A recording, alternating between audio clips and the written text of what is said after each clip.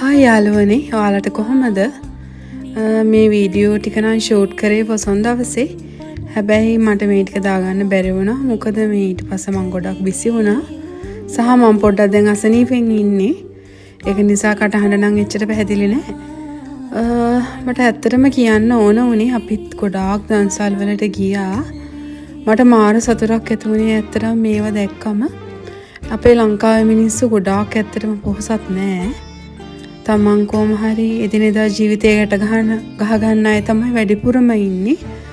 ඒත් බලන්න මේ මෙච්චර දන්සල් ගොඩක් කොහොම සංවිධානය කරලා කොහොම සල්ලි හොයාගෙන කරාද කියලා කියන්න මම දන්නේ නෑ. මාර වීදමක් දරන්නේ නැති මේ පෝලිං වල හිටපු අයට මදි නොකියන්න කන්න හැම තැනකම තිබුණා.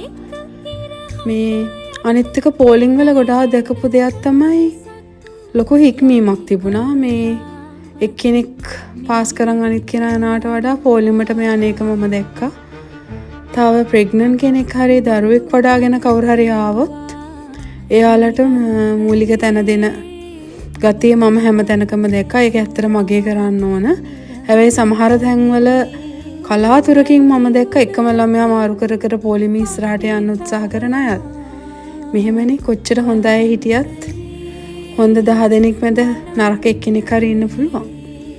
මම ගොඩාක් බඩ පිරින්නම කෑවා එදා යන යන තැන දන්සල්. ඇත්තටම මේ ගොඩාක් සෙනග තිබිච්ච හිටපු සහ පෝලිං වැඩි තැන් වලට අපි ගියේ නෑ. මොකද පෝලිමේ ගොඩක් වෙලා ඉන්න කාලයක් මට නැති නිසා. ඇත්තටම මාරම සතුටුයි අපේ ලංකාවේ මිනිස්සු මෙච්චර හොඳයිද කියලා මට හිතෙනවා.